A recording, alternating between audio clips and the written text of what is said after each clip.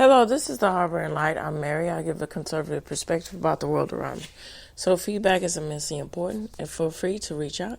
And with the Christmas season upon us in New Year and so forth, if you have holiday stories, show ideas, feel free to reach out. And the best way to do that is through email. All right, so some of the audio platforms that I'm on are Speaker, Spotify, Pandora, iHeartRadio, Amazon Music. These are just to name a few. So this time I'm focusing in on Santa Claus in all of the stories. Here we go.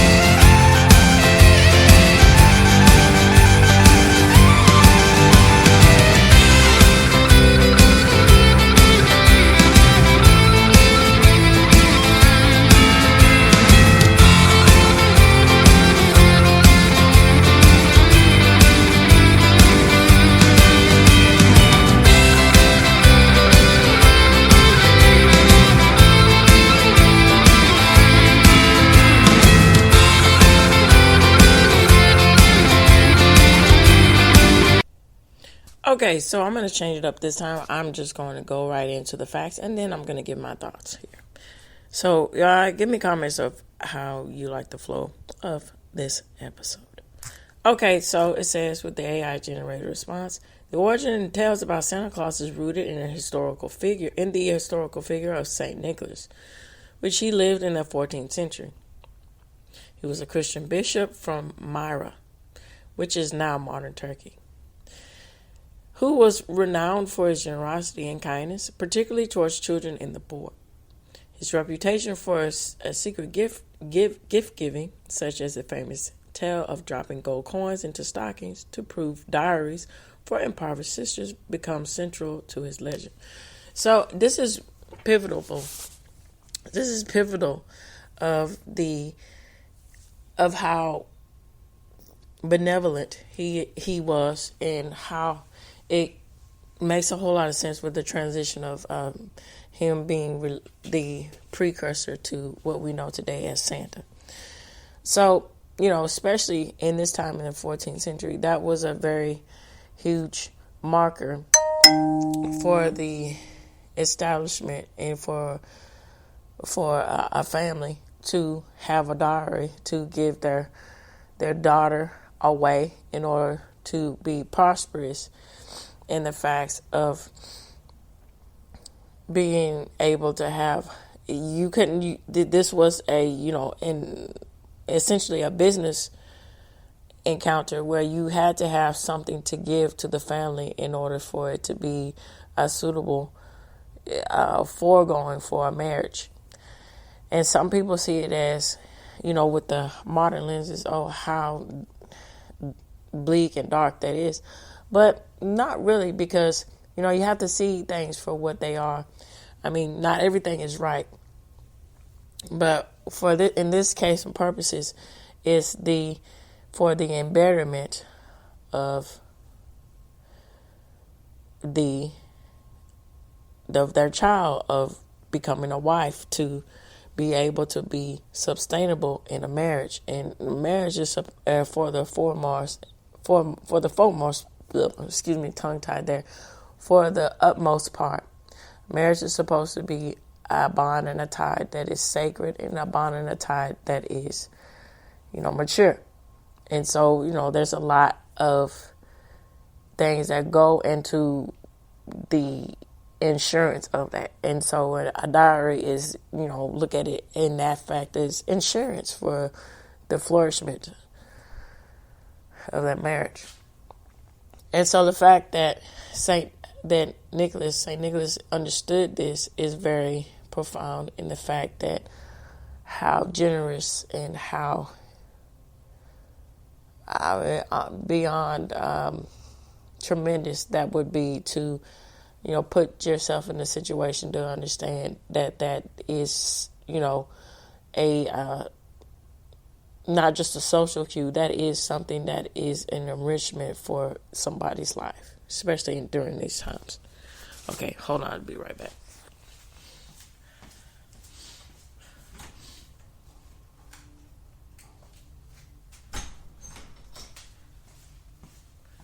Okay, let's jump right into more facts about it. So it says that,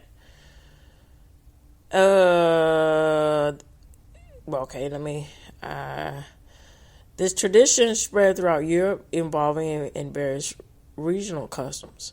So in the Netherlands, Belgium, and North France, St. Nicholas was known as Sinterklaas, which is a figure who arrived on a ship, carried a book list of children's behavior. And you see how this is embedding all of these traditions, are getting more and more profound into, what we think about the modern day Santa, with naughty and nice lists. Those things come from something, and it's very. I just can't stress enough how enlightening it is that other cultures are the benefactor of the involvement of something that stands the test of time, and because essentially, I think of it like this: why do these things stand the test of time? I think it's because, which we all understand, is their archetype of moral codes. And so, for better or worse, whether people in the mainstream of the compass of whatever is going on today, and so forth, and other aspects of the future, you can't deny moral codes really ring true to people, whether they want to admit that or not, because it's something just like daily routines, so to speak. Just like advice, ironically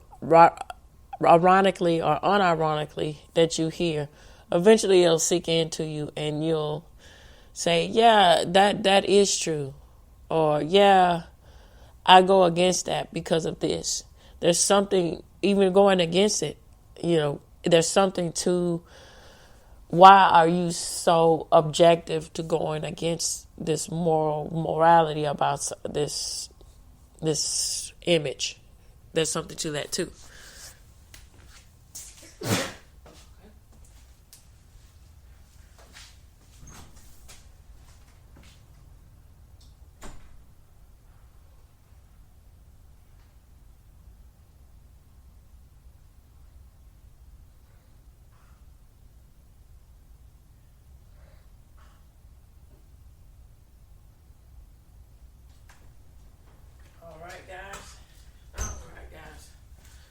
All right. Not to fret. Just because I got the ickies, I'm still gonna kick butt, and do what I need to do to reach out to all of you. All right, so that's that. It stands the test of time, morality, and it really delves deep into our consciousness about what is right, what is wrong, what is good, what is bad, and what do those things entail to our way of life, or to someone's purpose and meaning. And so that's something to look at too when we think about the image of Santa and all of the details that go with it. All right, so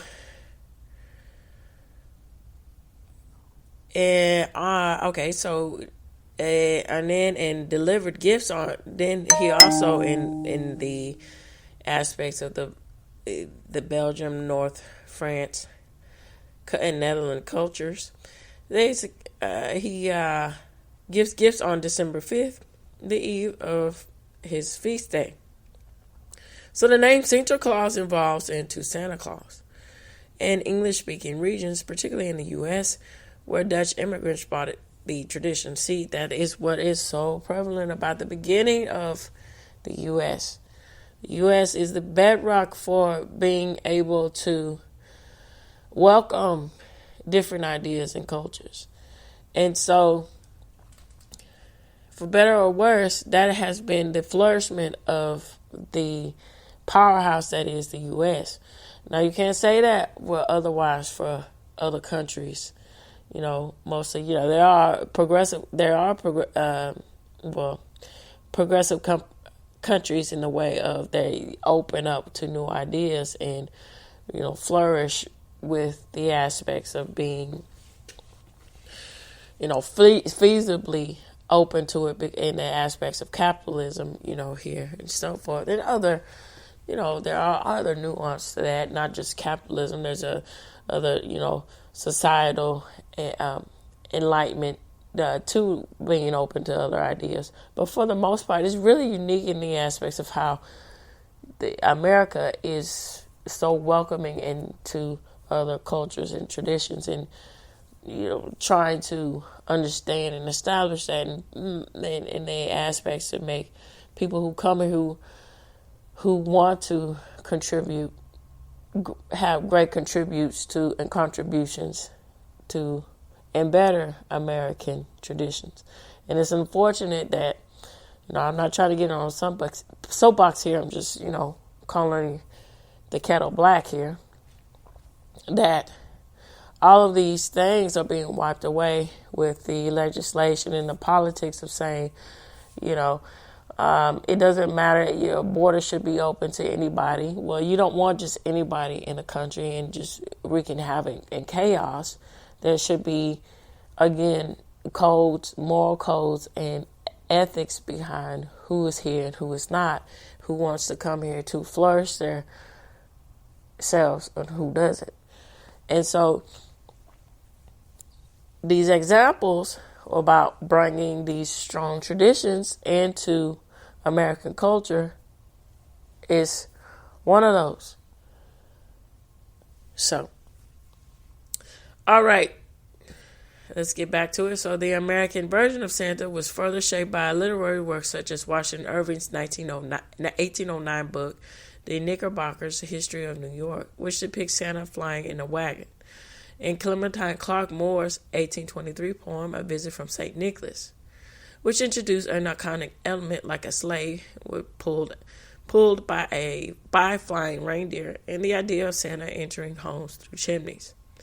Now in England, the figure of Father Christmas, a personification of holiday cheer, that is, merged with the image of St. Nicholas and Santa Claus by the 19th century. So the 19th century was very pivotal in the aspects of the power of Victorian era here. So with Queen Victoria being the fronter of that, as I had mentioned before, and I'm going to mention more of her today in her embediment. She was really on the pulse of understanding that image is everything, because she made sure she was featured in, I guess you can sort of speak like ladies' journals of English ladies' journals, equating it to that, and etiquette, and the pristine etiquette of the appearance of the elaborate bountitude of what Christmas can be in the aspects of celebrating it, in the aspects of flourishment and good wealth and good health, embedding that spirit of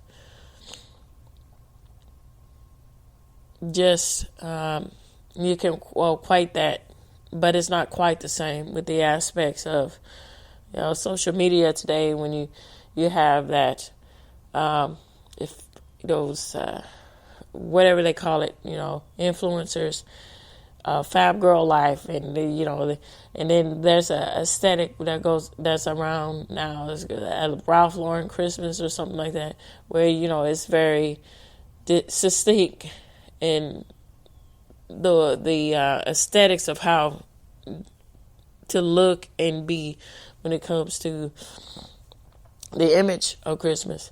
But there's a lot of pushback and kickback by that because, essentially you're setting your home up to look like a storefront or something like that.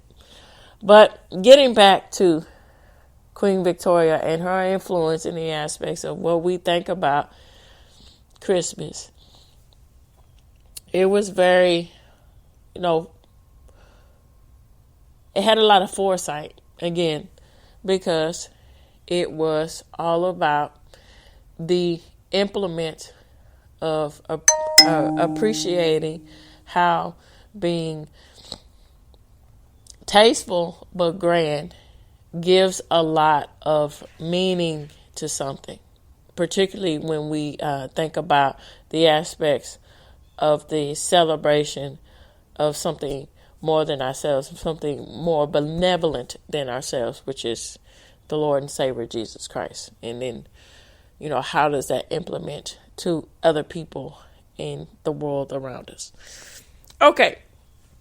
And again, I would really like to know what y'all think about this episode. So please feel free to reach out to me through email. All right. So let me get back here. It says the modern visual image of Santa, including his red suit with a fur trim, was popularized by a popular cartoonist Thomas Nast in the late 1800s, whose illustrations of Harper Weekly's depiction of Santa as a jolly, round-faced man with a white beard and a bold crimson outfit. And to add on to that, can't go without saying with the impact of how marketing and product placement goes hand in hand with influencing the certain thought process about the way something looks. In this case, Coca-Cola and the imagery of Santa and red and drinking a Coke, that is along the lines of the aspects of, getting even more commercialized when we think about Christmas. I would say beyond the Western Santa Claus narrative, many cultures have their own gift-giving figures. In Italy, La Befana is a kind witch who visits on empathy, leaving gifts for children after her failed attempt to join the Magi in finding baby Jesus. In Germany and Austria, Krampus, which on the opposite end of this is a demonic figure who punishes naughty children during Snatchkis. Forgive me for the pronunciation of that. So, the night before St. Nicholas Day. In Iceland, the Yule lads, mischievous trolls, visit children for 13 nights before Christmas, which with a unique name reflecting their behavior. And there's a lot to the aspects of, hold on, let me get something right quick here.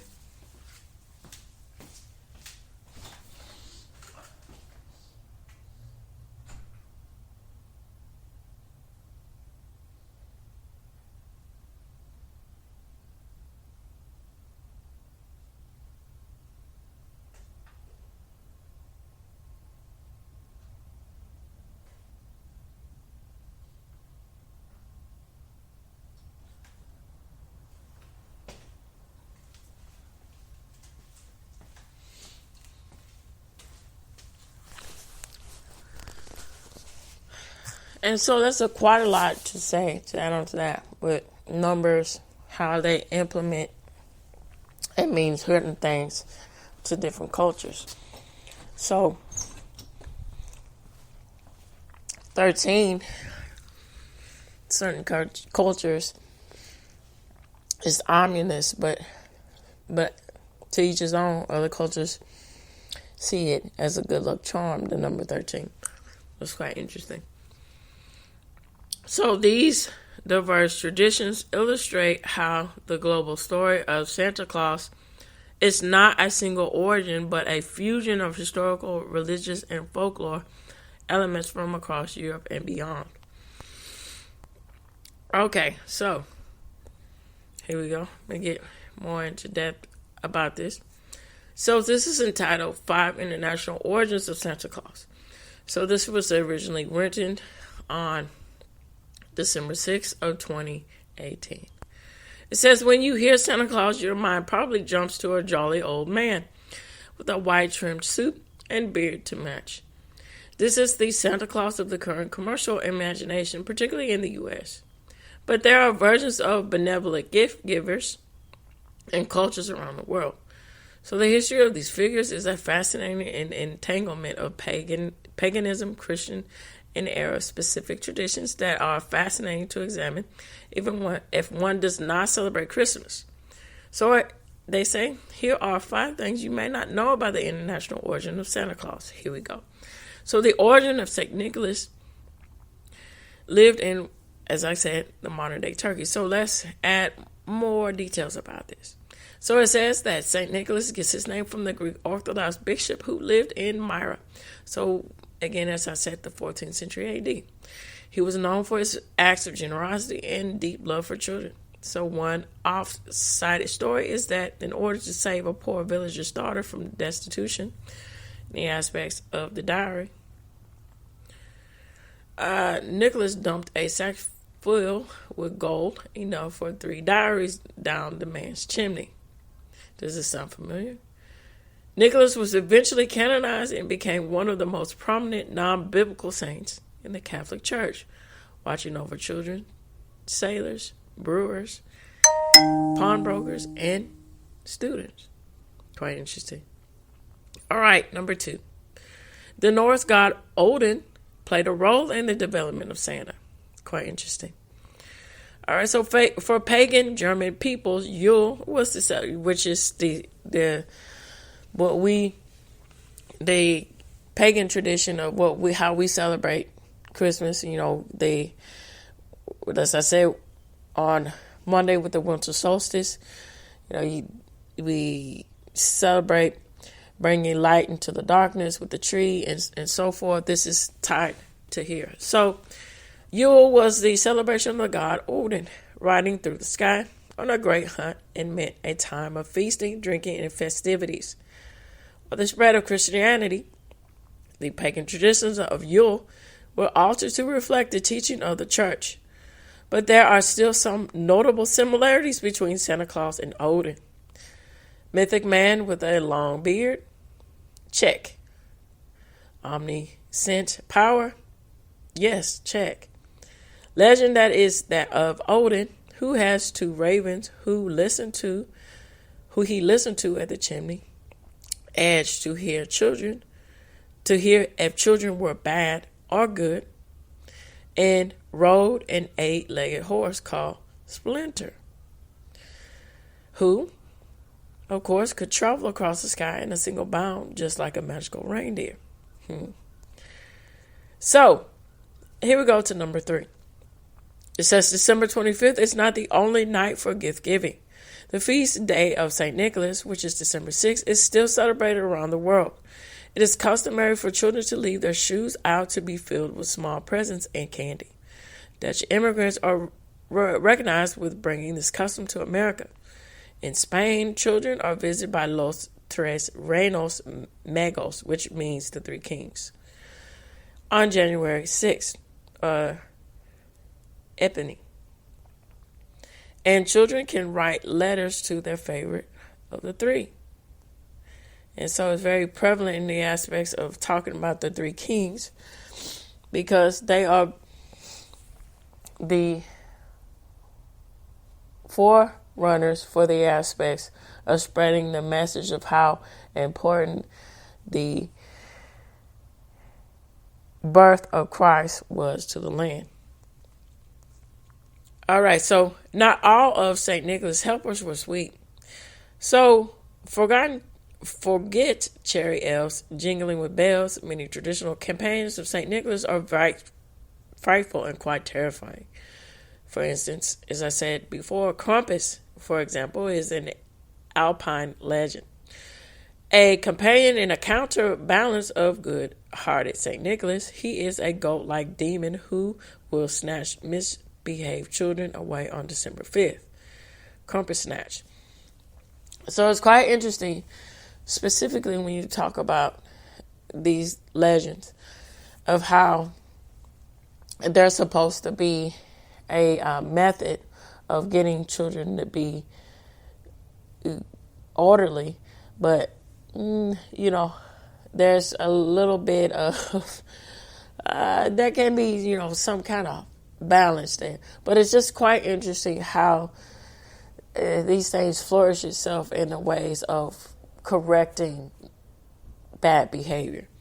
All right, so for good-hearted St. Nicholas, he is a goat-like demon, as I said. So, sorry about that. So the Yule lads of Iceland play trick on naughty children and leave rotten potatoes in their shoes instead of treats.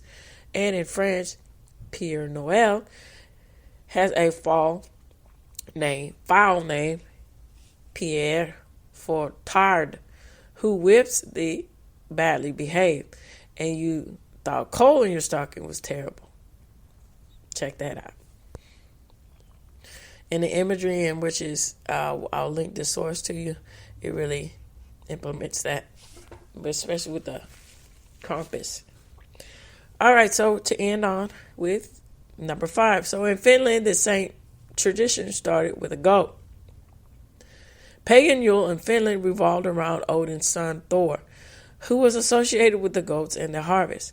So on Yule feast night, the villagers dressed as Nuri Punni, for trying my best for the pronunciation of that.